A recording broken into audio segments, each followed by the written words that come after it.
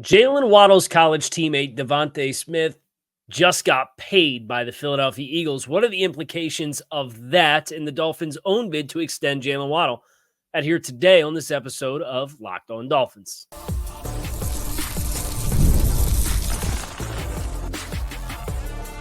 You are Locked On Dolphins, your daily Miami Dolphins podcast, part of the Locked On Podcast Network, your team every day.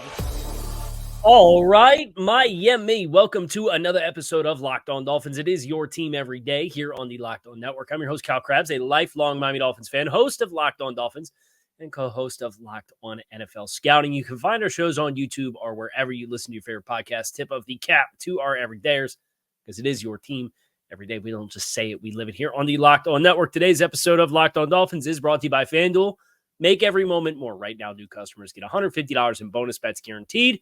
It's $150 win or lose. Visit FanDuel.com/lockedon to get started. This was supposed to be an offensive line show. And then Devonta Smith got paid. And the Eagles did the thing that they so routinely do, and they have done at several stops along the way this offseason between Landon Dickerson and Jordan Mailata. And now Devonta Smith proactively signing player extensions. And I know this is kind of a sore spot for Miami and a lot of Miami fans because the departure of Christian Wilkins this past offseason was kind of perpetuated by the inability to come to terms with a contract extension with Wilkins ahead of the 2023 season. So wanted to take this opportunity to look at Devonta Smith, what he got paid, the Philadelphia Eagles situation, compare and contrast Devonta Smith and Jaylen Waddle since the two former Alabama wide receivers have come into the league together, and what their careers have looked like to this stage, and then talk about what the implications are for Miami of this specific contract getting done. That is our objective here on this show.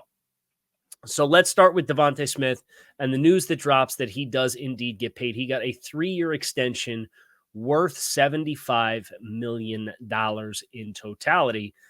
So that is an average of $25 million per season.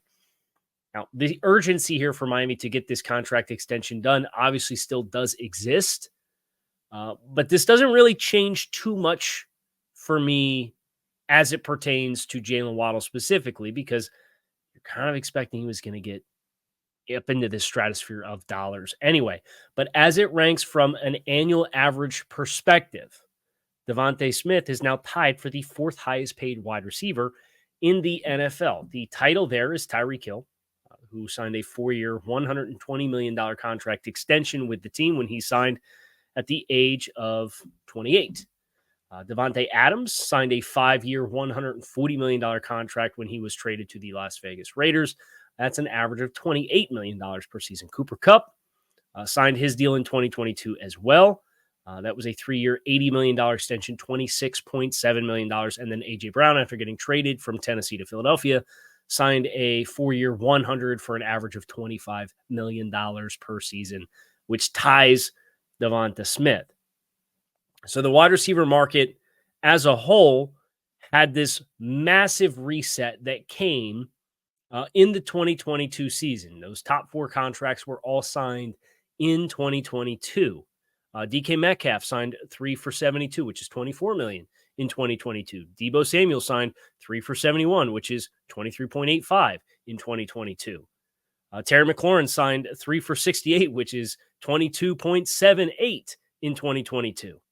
You go down the list, DJ Moore, 3 for $61, that's $20.6. That was signed in 2022. You have to go all the way down to contracts that were either signed in 2024 as like brand new contracts, or 2022 when the market reset happened. You have to go all the way down to Keenan Allen's contract, 4 for $80 at 20, just over 20 on the nose, which was signed in 2020. So that 2020 reset came, and the ceiling was 20 because Amari Cooper got 20 on the nose. And Keenan Allen got $25K more annually, and that reset the ceiling from there. And my expectation is, Tyreek Hill's the top of the food chain here at $30 million per. Devonta Smith, the comparables between Jaylen Waddle and Devonta Smith, this is now 2 years later, the new reset that's happening. But the difference is the Smith contract does not reset the market. The Tyreek Hill contract still rules the roost. Now, there's going to be some players that are coming for that title, and namely Justin Jefferson and Jamar Chase. We'll talk about them and the rest of the wide receiver market in just a minute. But the news dropping that Waddle isn't the first wide receiver from this draft class to get his contract extension done doesn't rattle my cage too much because I think this can serve as a really nice foundation of negotiations for Jaylen Waddle and his team and his camp. Whereas if you were just kind of coming in blind, it's like, well, Tyreek's getting 30. Obviously, he's the number one wide receiver from a volume and production perspective in Miami the past 2 seasons. Devonta Adams is getting 28. Now you drop down to Cooper Kupp between 28 and 25. There's only one contract in that kind of hole.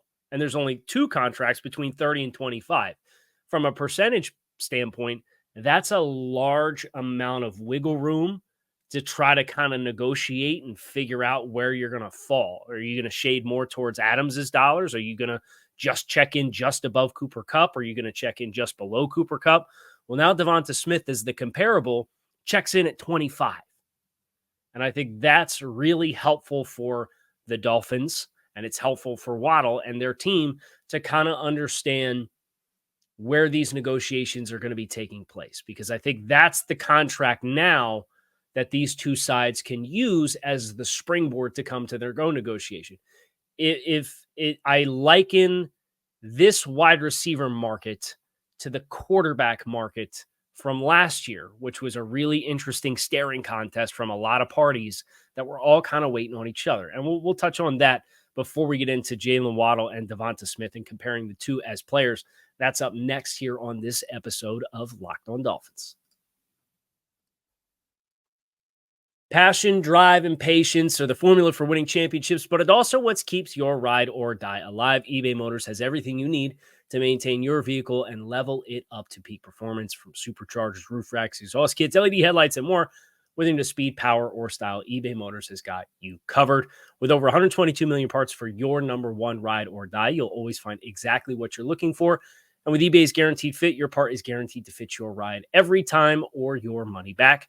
Because with eBay Motors, you're burning rubber and not cash. With all the parts you need at the prices you want, it's easy to make your car the MVP and bring home the dub. Keep your ride or die alive at ebaymotors.com. Eligible items only. Exclusions do apply, and eBay Guaranteed Fit is available only to U.S. customers. So let's go to this analogy real quick. The 2024 wide receiver market is probably going to fall in line with the 2023 quarterback market, which, if you remember, this is where we had Joe Burrow got paid, and Justin Herbert got paid, and Lamar Jackson got paid, and Jalen Hurts got paid. And it was kind of just everybody sitting around waiting for who was going to make the first commitment with these renewed contracts. And you had 4 quarterbacks that took turns kind of taking the mantle. Jalen Hurts signs 5 for $255 at an average of 51. Like a few days later, it felt like, but shortly thereafter, Lamar Jackson signs his 5-year, $260 million extension, which is $1 million more per season than Jalen Hurts. And then Justin Herbert comes in and signed his, and he gets $500K more per season than what Lamar Jackson did. And then Joe Burrow comes up over the top and gets the big reset at 55. So the same storyline playing out, but twofold. For the wide receiver 2s and the wide receiver 1s. San Francisco has Brandon Ayuk, who is looking to get paid. He's on his 5th-year option as well. Does that, is he technically the wide receiver 2 in that offense with Deebo Samuel, even though he's a high-volume player and posted better numbers than Deebo Samuel from the receiving game perspective? Is San Francisco in a position financially to get that done? There's some rumors that he might get traded. That would potentially then catapult him into the wide receiver 1 conversation where guys are going to be bidding probably against the Devonta Adams contract and the Cooper Kupp contract. You have T. Higgins, which I think is definitively a wide receiver 2. I don't know whether that will get done in Cincinnati or not. He's on the franchise tag this year.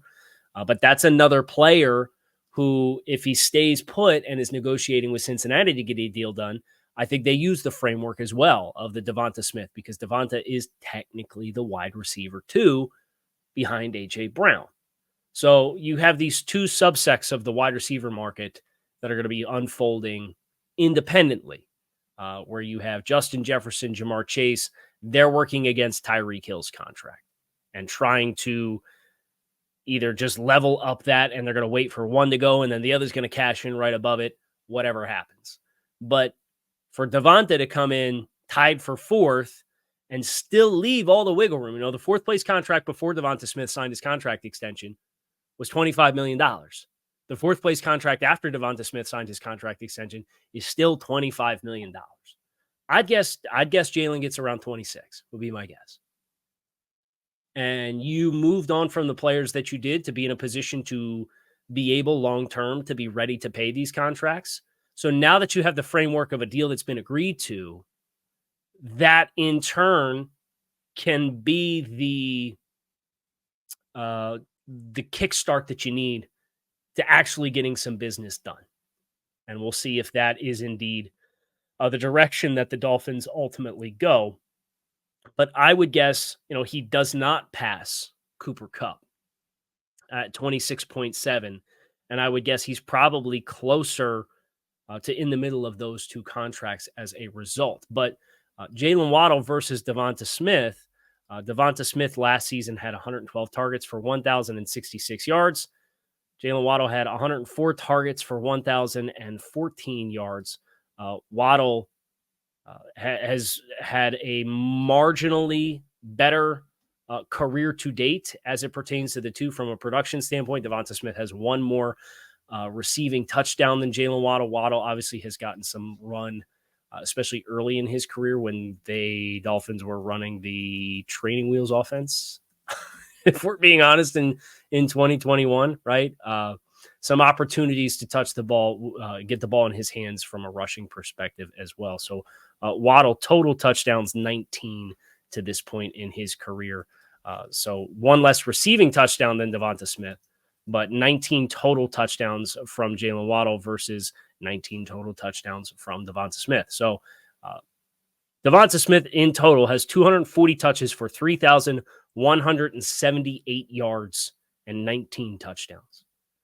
Jaylen Waddle over that same stretch of time has 259 touches for 3,426 yards and 19 touchdowns. Waddle's big feather in his cap, 18.1 yards per reception in 2022, led the league in yards per catch amongst qualifying receivers. I think the most impressive thing about Jaylen Waddle, especially in foiling him to Devonta Smith, is Waddle's targets have gone down every single year since he has come into the league. He was targeted 140 times in 16 games in 2021. 2022, in 17 games, he was targeted 117 times.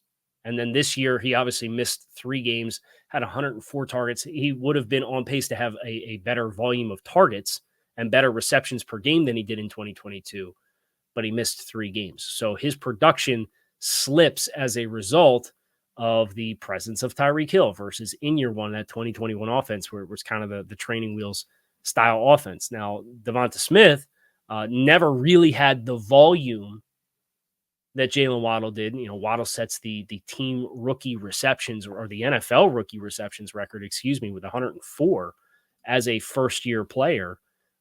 Smith's receptions to this point, his career high is 95, which he set in 2022. Comparable players in a lot of different ways, both extremely good route runners, both players that can win to all 3 levels of the field. They can be volume players. This was kind of the age-old debate in that 2021 draft class with, is Devonta Smith the right pick for Miami with where they picked? They were scheduled to pick at 3, and they go back to 12. They come back up to 6. Waddle's the guy that they pick in part because of the explosive plays and what he's able to do in the open field. And Waddle overcomes 9.8 yards per reception on 104 receptions his rookie season to average about 16 yards per catch the last 2 years, whereas Devonta Smith over the last 2 years, it's about 3 yards per catch less. So Waddle does have the edge from a volume standpoint. He has the edge from being a featured player at some stage of his career. As that standpoint, he's getting more yards per touch than what Devonta Smith or more yards per catch, particularly when you include the last 2 seasons versus what that disastrous 2021 offense was, where Miami loses 7 straight games and has to almost run the table to finish 9-8 that season. Get past the trade deadline with all the Deshaun Watson stuff that lingered over Tua and the offense as a whole, just massive distractions. They kind of put it together after that. So that's how the two players kind of stack up. They're very similar from a production profile. They are marginally different in their skill sets. Waddle is, I think, a little more physical, and he's more explosive. That gives you a leg up in negotiations, especially when the other contract was done first. We're going to talk a little bit more about the wide receiver market as a whole, where Jaylen Waddle is going to fall here, and what I think the ultimate implications are of this deal for Miami, if it helps them, if it hurts them. We'll close up with that here on this episode of Locked On Dolphins, so stick with us. I have been told, and correctly so, that I am quite the competitive person. I do have a competitive side. We all do. And my competitive side is a big fan of Monopoly Go. I'm sure you've heard of it. It's been downloaded over 150 million times. It is a great twist on Monopoly, where you play on not one, but hundreds of Monopoly boards in crazy locations, building up amazing cities that bring you big money. But the best part is messing around with my friends and letting my competitive streak get the best of me at times. I get charged them rent on my iconic properties, just like classic Monopoly, but now I can also rob their vaults of riches for myself, and the leaderboards show me who is the biggest Monopoly tycoon. It's not just my competitive side that loves it, though. You can team up with your friends and people around the world in timed tournaments and earn huge rewards. So get in the game and join your friends. Download Monopoly Go now for free in the App Store or Google Play. It is playoff time in the NBA and NHL. Baseball is in full swing, and FanDuel is your place to bet on all the games. Right now, new customers get $150 in bonus bets guaranteed. That's $150 win or lose. Bet on everything from slap shots to home runs to slam dunks, all on an app that is safe, secure, and super easy to use. What are you waiting for? Visit FanDuel.com/lockedon and make your first bet an automatic win with FanDuel, America's #1 sportsbook. I don't think the Devonta Smith contract hurts the Dolphins in their Jaylen Waddle negotiations all that much. I think it can actually help push a deal to getting done more proactively. Deadline spur action. And now that the first domino has fallen, you're probably going to see a little bit of a sense of urgency from some of these teams to not be last. Because if you wait and say theoretically T. Higgins signs his for 25 and a half, and then in theory Brandon Ayuk comes to an agreement with San Francisco and it's for 26. Now the population of players in that same negotiating bracket will have further pushed you, and it will give Waddle and his camp more evidence to come back and say, look, this is the ascension that we're seeing happen with these quote unquote wide receiver twos, if you want to call us wide receiver two, even though we would argue we're wide receiver one. We're just not asked from a volume perspective to be a wide receiver one, and they'd have a pretty legitimate argument for that. But I think that gray area makes these negotiations all that much harder because, again, before this, you were looking at A.J. Brown to Devontae Adams. There was one contract in the middle, and it was Cooper Kupp, who had a triple crown, right? Now you have still upper echelon wide receiver money, but not pushing the needle any further than what it currently was on kind of the hierarchy of the contracts. Miami, if they can sneak this in as the next one, and they can say, you're right, Jaylen, and they would be right. Him and his camp would be right. We do think you're a better player than Devonta Smith. I know Eagles fans would probably take exception to that, but quite frankly, this isn't Locked On Eagles. I don't care. Go listen to Gino on Locked On Eagles if you want to hear that Devonta Smith get gassed up. This is Locked On Dolphins, right? Getting this contract next is important, I think. Unless the next contract comes in under 25, because I think this is who you're bidding against. I'm not overly worried about bidding against Justin Jefferson and Jamar Chase. But if you kind of play the hardball game with what your offer is. And this goes all the way through to training camp and everybody else gets their deals done. And now suddenly the highest contract is $32 million. And you've got other wide receivers too that are getting 26. Yeah, I think that is going to cost you some money. Now, Chris Greer came out at the combine and said the intent was Jaylen Waddle is going to be Miami Dolphin for a long time. And we watched the Dolphins make some hard decisions with other personnel that were cornerstone type of players and caliber players to walk out the door. You don't make those decisions unless you're prepared to know what your long-term spending plan is. And they've come out and said Jaylen Waddle is a part of it. So let's put our money where our mouth is. You know, this was going to be an offensive line show that we were going to do today as our second show on Monday. But with this news that drops, a lot of Dolphins fans, I've seen the reactions like, oh man, like Smith got 25. That's going to hurt us. I don't think it does, but I think if you wait, it will. The key is now to be the next one done. You now have some frame of reference for negotiation. Credit to Philadelphia in the same way that they, like we said, paid Landon Dickerson this offseason. He got big-time money. They repaid Jordan Mailata. He got big-time money. And kudos to those players. They're great NFL players. Devonta Smith's a great NFL player. But so is Jaylen Waddle. And now you have something to kind of foil your offers against. Don't wait and don't be last. You can be proactive, but you can also allow the market to dictate where you're going to spend. That's the position the Dolphins now potentially find themselves in, but they in turn have to do it. And they have to get this deal done. So no worries on the Devonta Smith contract as far as the implications for the Dolphins and Jaylen Waddle, so long as we don't continue to see Miami let other contracts pass them in the queue. Because once the dollars start going up from 25, that's when you're going to start losing ground in negotiations. And for Waddle's perspective, you might want that. So maybe Miami comes in and says, look, we're going to give you 26. That would be my guess. Is Jaylen Waddle potentially, you know, 3 for, geez, I'm going to do the math live off the top of my head. 3 for 78, right? 4 for 104. Yeah, 3 for 78 or 4 for 104 would be my guess for the Dolphins and Jaylen Waddle. We'll see if this Devonta Smith deal getting done is indeed the push that they need to come to terms with their star receiver. And look, Philly also, they paid Jalen Hurts, they're paying A.J. Brown, and now they've paid Devonta Smith. So in the short term, Miami is getting ready to pay 2 out of their 3 from their quarterback and 2 wide receiver combo. And Philly's running up just as much cash as the Dolphins are from a cash spend perspective this year.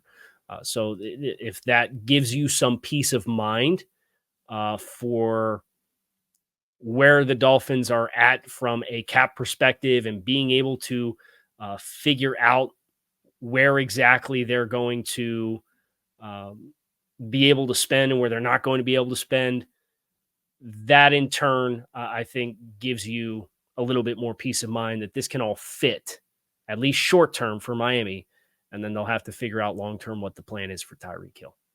That is going to do it for us here on this episode of Locked On Dolphins. It is your team every day. Appreciate you guys checking out the show. Make it a great rest of your day. I'm out of here. Offensive line rankings for the 2024 NFL Draft coming up next with our next show here on Locked On Dolphins. Fins up.